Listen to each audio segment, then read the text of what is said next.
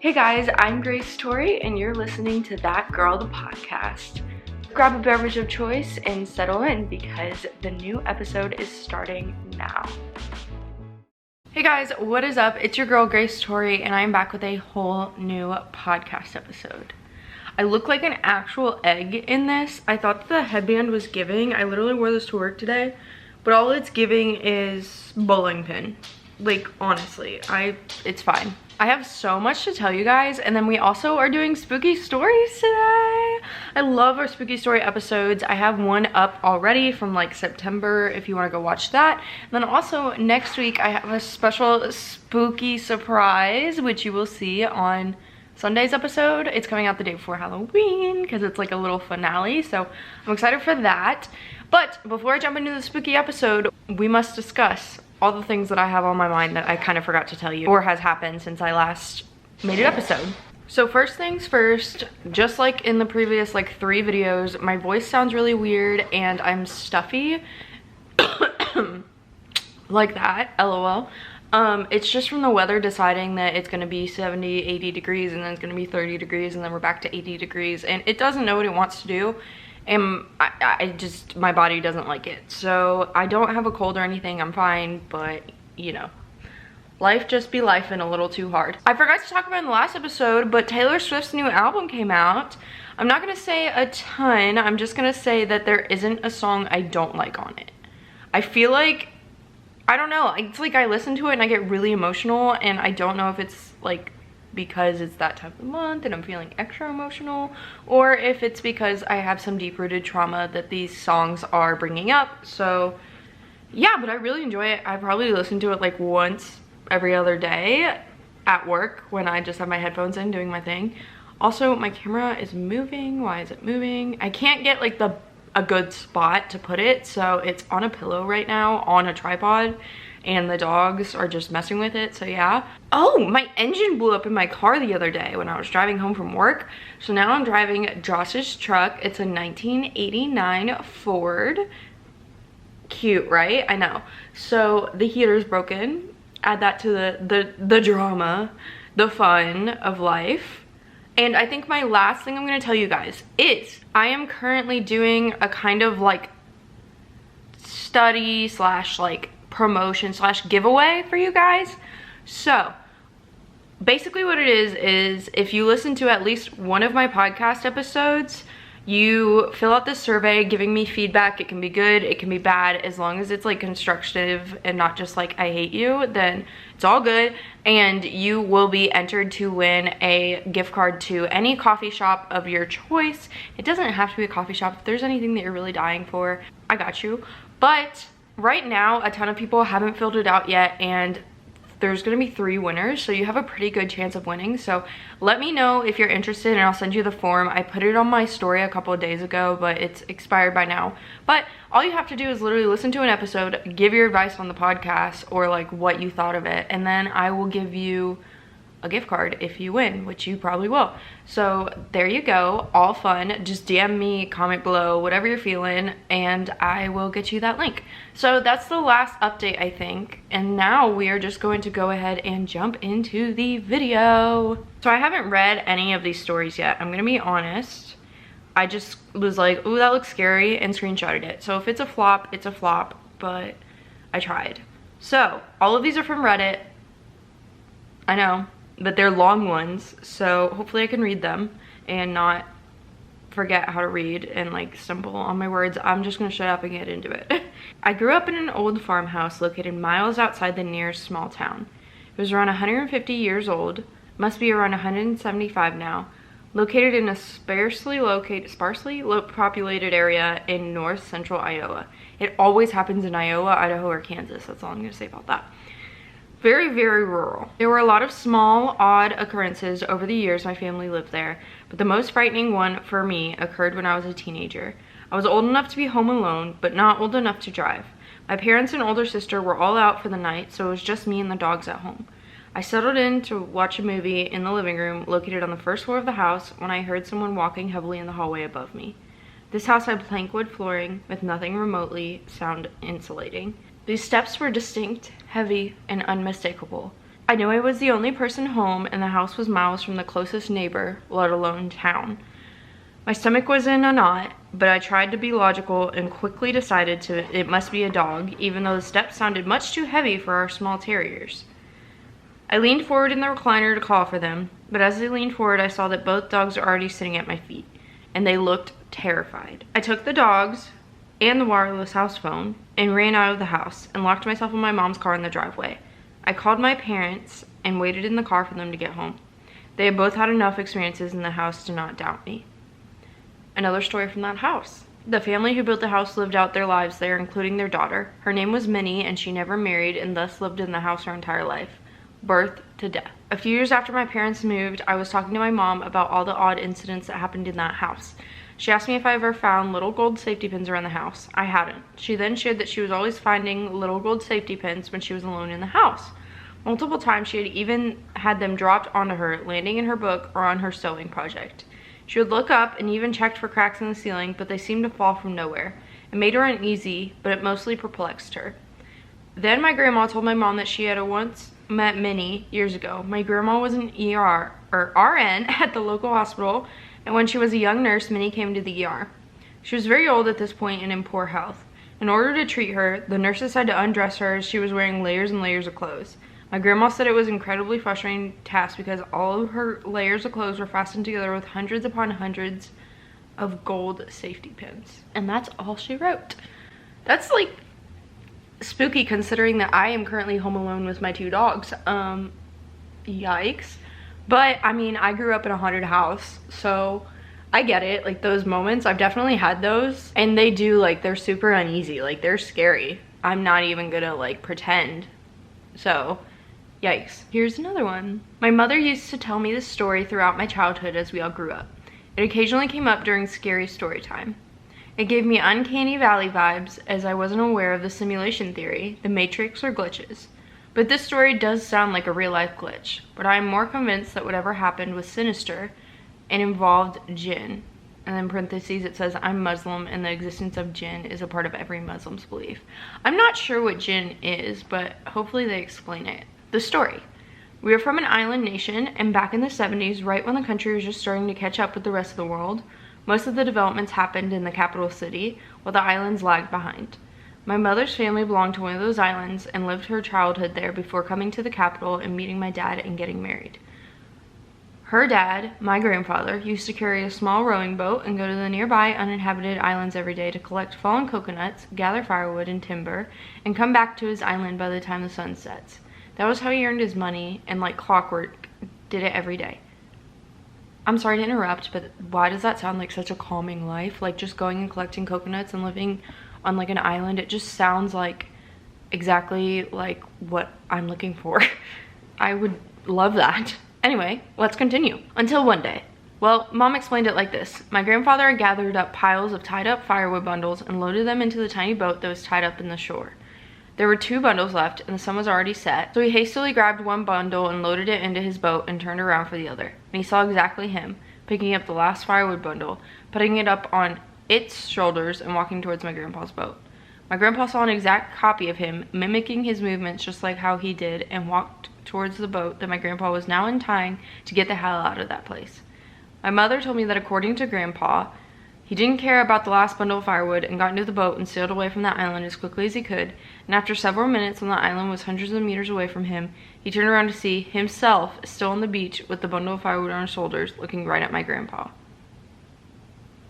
Okay, that's creepy. I've never really thought of like a doppelganger or like simulation or anything like that, like even if it's like a entity like pretending to be him. I don't know, but I'm very perplexed by this and it makes me very uncomfortable. Definitely spooky. I don't know if this is the greatest spooky story, but a spooky one indeed. I used to live across the street from the egg beater Christ on Governors. Oh, by the way, this is from like I think it's Scary Stories in Huntsville, Alabama, possibly. So that's why they're describing stuff. Yeah, so FYI. I lived on Princeton Ave, first house on the left. It's blue with a screened-in porch. You'll see it every time if you're coming from the parkway going towards the hospital. I, a 26-year-old male, lived there 5 years ago with my family, and that house is most definitely haunted. The basement had no walls, just dirt. Very eerie, disturbing feeling when you're down there. I only went down there once, never again. The bathroom door would open and shut while you took a shower. Handprints that were way too large to be any one of my family's would appear on the bathroom mirrors in the condensation after a shower. Items that I knew for a fact were left on a certain surface, I could find in an extremely odd place hours later. The spookiest incident of all was when I was sitting on my laptop in the living room one night, in the dark with my earphones on. The kitchen was behind me and the stove light was on, so it was shining a small patch of light on the wall in front of me. I saw a very large figure pass slowly in front of the light, casting a shadow on the wall in front of me. My stepdad is 5'8", my little brother is 5'7". This person was at least 6'5". I got up slowly and turned around. Nothing. Checked my parents' room. Both were dead asleep. My brother was too.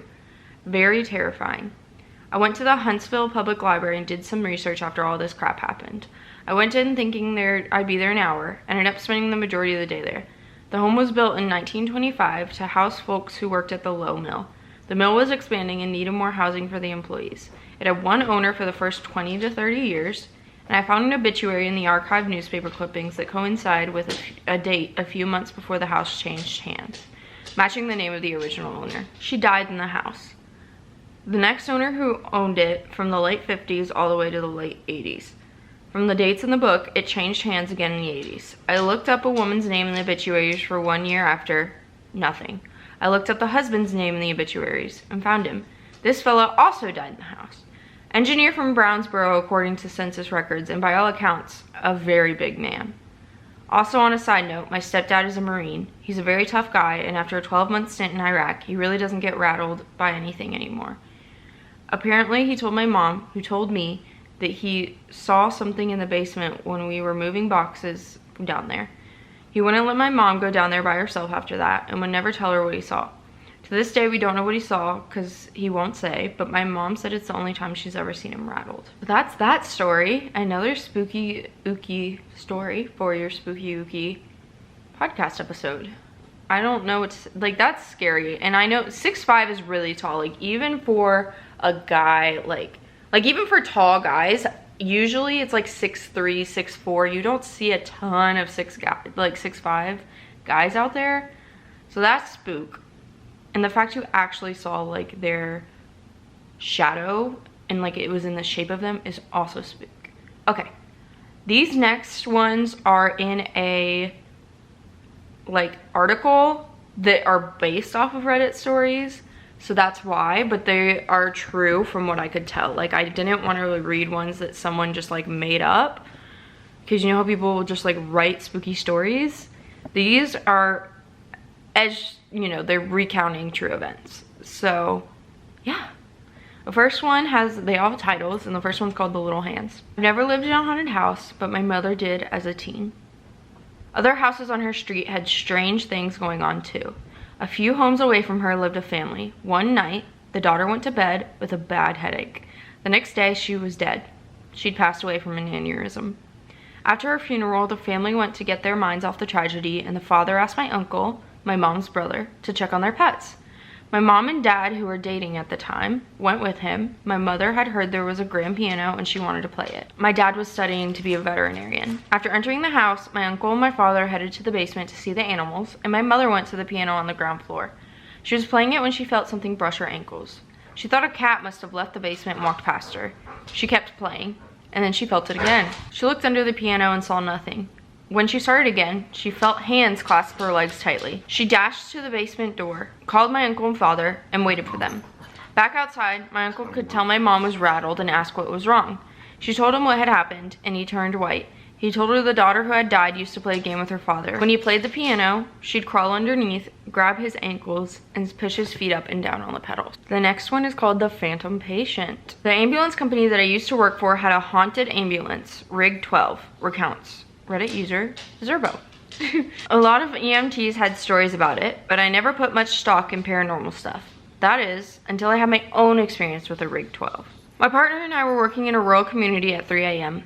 and it was pitch dark and completely quiet. We were both dozing. I was in the driver's seat and she was in the passenger seat. I woke up to a muffled voice, but I thought my partner was talking. I told her I was trying to sleep and closed my eyes. I distinctly heard a male voice say, "Oh my God, am I dying?" followed by a few seconds of heavy breathing. My partner and I sat up straight and looked back into the patient compartment, where it sounded like the voice had come from. Things were quiet for a couple of seconds, then we heard the click of an oxygen bottle regulator and a hiss, as if it was leaking. I turned on the lights, and we ran out of the rig. I thought a transient might have climbed in while we were sleeping, so we opened the rear doors. No one was there. I checked the oxygen bottles, neither was open. We didn't sleep much after that.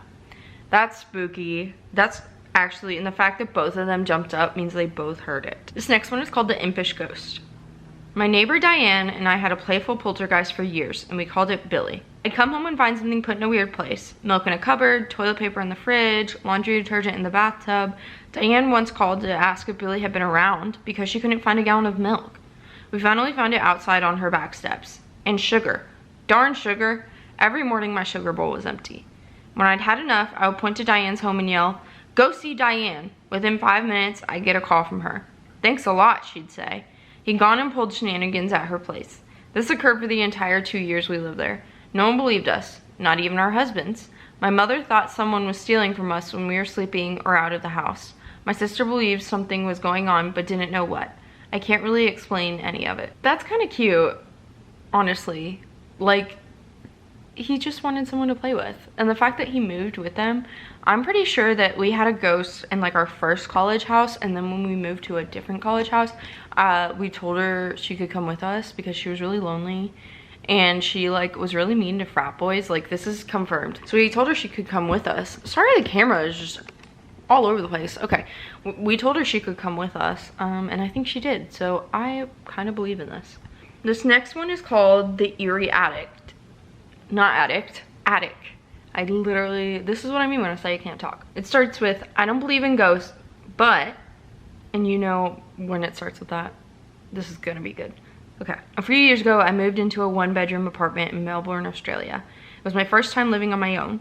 The apartment block had been built in the 1930s. I'd been there for a few months when I came home from work one day and went into the bathroom. I saw something strange. A wooden board, which had covered a hole in the ceiling that led to a small attic space, lay fractured in 2 pieces on the ground. I examined the pieces. The board was an inch thick, and it would have taken Bruce Lee to break it. I thought the landlord had sent someone to work on the attic. I was frozen stiff with fear. Someone is up there for sure, I thought. I emailed pictures to the landlord asking if anyone had been there, with an undertone of annoyance, obviously, since she hadn't warned me. Her reply read, "Please call me as soon as you are able to." I called, and she explained that her last 2 tenants had said the same thing happened. She promised to replace the board, and she did. A month later, I woke up one night around 4 a.m. and my body was covered in goosebumps. I felt like someone was rubbing his or her hands on me. Everything was silent, but then I heard a dragging sound coming from above my head. It was as if someone was pulling a sack of potatoes. I froze, convinced someone was up there. There's no way an animal could make that sound. After 5 minutes, I worked up the courage to turn on the light, armed myself with a cricket bat, and walked to the bathroom. That's when I saw that the new board covering the hole was broken in 2. I felt sick. The dragging sound had stopped, but I heard something else. Whispering. The sound was clear and coming from the attic. It sounded like children's voices, and I could hear one sentence repeated over and over. "It's your turn. It's your turn." I switched on every light in the apartment to make things feel normal. It was 5 a.m. and dark outside. I watched TV to try to unwind. Then a fuse blew. My pet budgie, Dexter, whom I kept in the kitchen, usually never made a sound at night, but he started squawking like he was being strangled. I don't know what a budgie is because I'm not from Australia, but judging by the squawking, I'm assuming it's a bird. Anyway, I'd never heard him make those sort of noises. He was screaming. I grabbed my car keys, ran out, sat in my car, and waited there until the sun came up. Excuse me, he didn't even bring the bird with him. He left the bird screaming? No. When I saw people walking their dogs, this comforted me enough to go back in. The front door was open, but I figured I might have forgotten to close it when I ran out. I went into the kitchen to check on Dexter, but he wasn't in his cage. I felt sick again. All my windows were closed, so I looked everywhere inside. When I walked to the bathroom, I heard splashing. Dexter was half drowned in the toilet. I took him out, washed him, and dried him. I was so confused. At 8 a.m., I called the landlord and gave her a watered-down version of the night. "Oh, wow, you heard the whispering too," she said. I stayed in that apartment for another 18 months. I heard the whispering on a few occasions, and twice the board covering the hole in the ceiling moved. Although I live elsewhere now, the landlord recently called. She said that her new tenants had begged to speak to me about some of the stuff that's been going on there. Forget it. It's their problem now. This is what I mean. He literally left his pet bird and then it got drowned in the toilet. Like, excuse me? No. No, you gotta grab the animals. I don't care if it lives in a cage. You grab that thing, you hold it close, and you go out to your car. Like, guys, we're all in this together. This next story is called The Boy with No Eyes. I already know I'm gonna hate this. One night when I was 10, I was woken up by my bedroom door opening, followed by someone sitting on my bed. I felt my leg grazed and bed sink under a person's weight. It's just mom, I thought, and I opened my eyes. It was not my mom. I found an eyeless boy. He had black, empty sockets, about my age, sitting at the foot of my bed. He extended his hand, and in it was a little box. I was startled but reached out. He pulled back. I reached again and said, "Give it." Then I blinked, and when I reopened my eyes, he was gone, but I could still see the imprint where he sat on my bed. Fast forward 5 years, my girlfriend came over to do homework. After she finished, she took a nap while she waited for her parents. When they arrived, I tried waking her up. She opened her eyes suddenly, looking at a corner where the wall met the ceiling. She pointed there and went back to sleep. I shook her again. She came to full consciousness, and I explained what she'd done. She looked haunted. Up on the wall, I saw a little boy with no eyes. He was there, in a Spider-Man pose, staring at me. I freaked out and told her my story about the same kid. Fast forward another 5 years. I was with the same girlfriend and we had a 2-year-old. We were living in my parents' house in my old room. My daughter started waking up at the same time every night and she'd talk. After a while, I noticed she had almost the same conversation every night. I playfully asked her whom she was talking to. She said, "It's a little boy. He's nice. He's lost and looking for his mommy." My daughter's nightly conversations continued until we got our own place later that year. That one's spooky. It's not as scary as I thought it would be. It's scary, but it's kind of like a sad, like, oh, he's looking for his mom scary. But, you know what I mean. The Ashley Street Ghost. The haunting happened in 1972 at a party hosted by University of Michigan students living on Ashley Street. A 15-year-old girl, who probably had no business being there in the first place, suddenly felt a strange, bone-chilling cold, according to the Michigan Daily. In an attempt to warm up, she went upstairs, because heat rises, I guess. That's when things really went awry. One of the walls of the house started moving, and a black shadow approached the girl. Meanwhile, downstairs, posters were spontaneously popping off the walls and falling into a growing pile on the floor. The girl wandered back downstairs, where she found herself saying these strange words. "The drugs and addiction were my fault, and I accept responsibility for that, but I was not that way deep down inside. I want to apologize to everyone involved for what I had done." What made those words even stranger was that the girl did not do drugs, let alone have an addiction. Her words didn't seem all that strange to the students who lived in the house. Before they moved in, the house had been inhabited by a man who had a serious addiction. The reason he no longer lived there? He had died of a heroin overdose. Has the ghost of Ashley Street made any more appearances? That remains a mystery. This next one is called The Ghost of Frederick Jordan. This real-life ghost story concerns a man named Frederick Jordan who held one of the most lonely and desolate jobs in existence. Jordan was the lighthouse keeper for Penfield Reef Lighthouse off the coast of Fairfield, Connecticut. Okay, have you ever met anyone who, like, wants to be a lighthouse keeper or, like, has been? I feel like, how do people become, I don't know. I feel like these jobs just pop out of nowhere and then they suddenly become ghosts or lost at sea, even though they live in the lighthouse. Like, no one who is a lighthouse keeper lives a normal life that I've heard of. Please prove me wrong. I feel like that's just, like, the spookiest job ever. Anyway, continue. Built in 1874, the lighthouse was primarily a way of warning ships of a treacherous hidden reef responsible for more than its fair share of harbor accidents. In 1916, Frederick Jordan was the head lighthouse keeper. Tragically, he drowned in a boating accident just before Christmas of that year, when he was caught in a gale while rowing home to see his family. Ever since then, lightning and equipment malfunctions in the lighthouse have been blamed on Jordan's spiritual appearance. But even more chilling is that the keepers of the Penfield Reef Lighthouse often find the lighthouse logbook open to the day Jordan died, and locals have recounted witnessing an identifiable figure appearing on the water to help stray boats find their way to safety near the reef. I would love to know what the boats say. Like, have the boats confirmed that this is actually a person helping them? I wonder how that works. This next one is called The Ghost Who Came to Play. This true ghost story might strike you as a more awe than eek, but only until you consider that we really have no idea what our four-legged friends can sense that we cannot. Can dogs see ghosts? Well, there are plenty of dog experts out there, including veterinarians, who will attest to the fact that there's lots of documentation that could support the notion that dogs can sense paranormal activity. As Jesus Aramendi, DVM, a senior veterinarian for Chewy, put it. And then there's the fact that this story came to Reader's Digest directly from a well-known psychic medium, Christy Robinette, who has a strong record for using her ghost whispering skills to help detectives solve confounding cases. This is the start of the story. Marlene settled onto her side of the bed and patted Jack's pillow beside her. A year had gone by, but Marlene was still adjusting to widowhood. Maybe it was crazy to think that after 40 years of marriage, she would ever adjust. Elmer, the golden retriever, seemed to understand this from the very first. That cold, windless night when Marlene returned, alone, from the hospital, Elmer did something he'd never done before. He jumped up onto Jack's side of the bed and lay his head on the pillow. Jack would never have allowed it, Robinette pointed out, but Marlene didn't shoo him off. Instead, she lay down beside Elmer and let the peaceful sound of his snoring lull her to sleep. The next night was the same, and the night after that.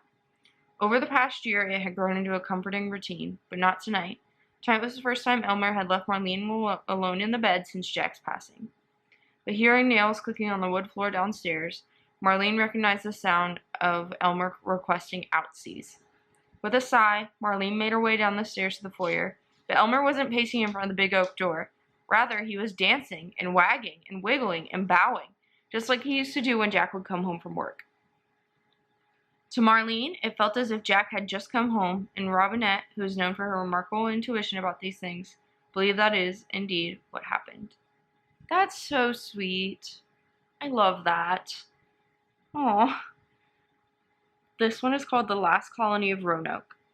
Roanoke County was one of the first European settlements in the United States.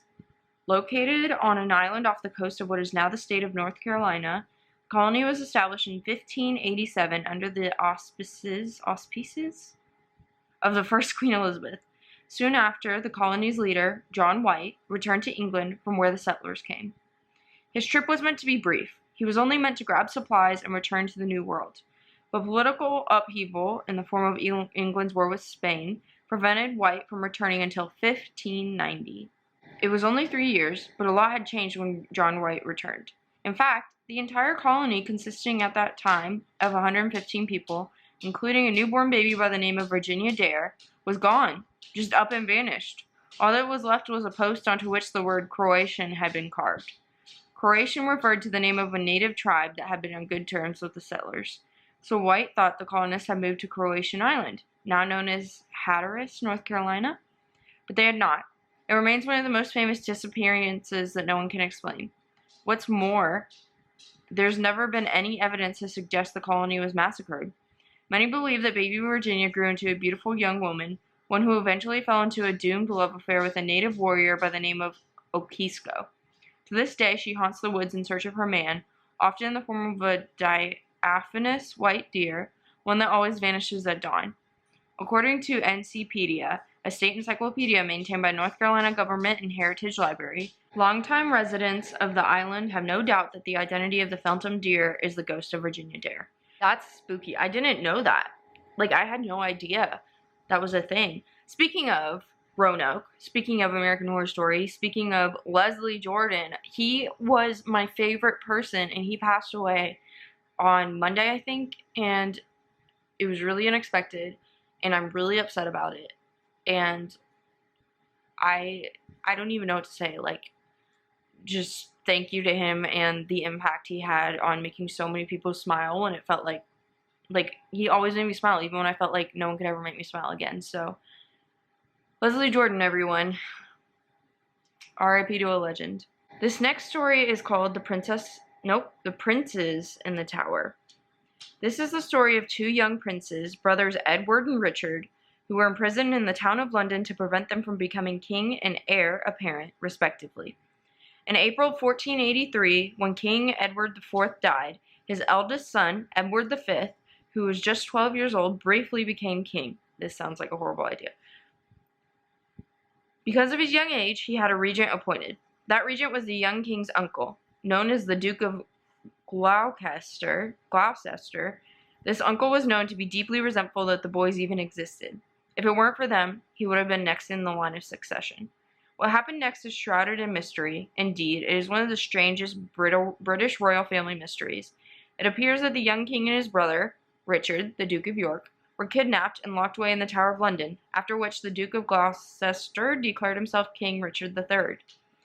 The two young princes were never seen or heard from again, and two small skeletons that were eventually found in the tower are believed to be all that's left of them, other than the ghostly apparitions, that is.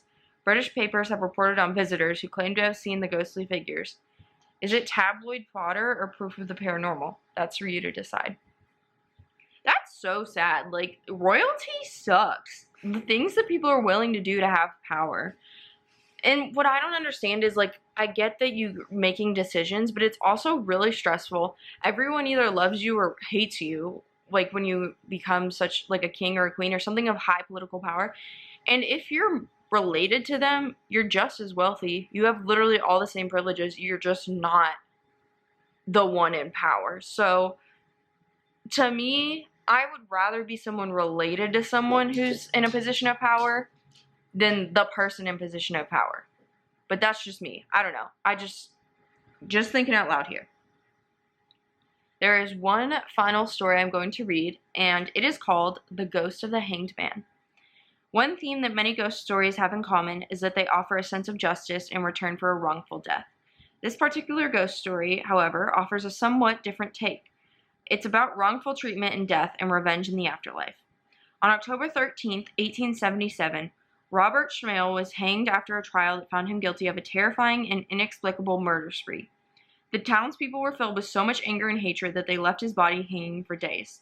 The tale says not one of the townspeople demonstrated even a shred of remorse, let alone forgiveness. Since then, Schmale has been said to haunt the town. Those who have seen him say he appears as a ghostly male figure, but as soon as the figure registers in your mind, it disappears, somewhat maddeningly, into the darkness. And that's it. Those are all the stories I have. Thank you so much for listening, guys. I love you so, so much. Don't forget to leave a rating or review. If you leave your Instagram handle in the review, I will shout you out. Like I mentioned, if you want the link to the form so that you can be entered in my little giveaway, go ahead and message me on Instagram. Comment down below if you're on YouTube. I'll get the link to you. Just reach out to me. And I think that's it. Don't forget to leave a like, a comment, follow, or subscribe, depending on what platform you're on. I would love for you to join the community of girlies, all working to become our own version of that girl, whatever that means to you. I will see you guys in my next episode. I upload every Wednesday and Sunday. If you are watching this on Wednesday night, have a great night. If you're watching this at any other time, have a great morning, afternoon, or night. I love you guys so, so much, and I will see you in my next episode. Bye, guys.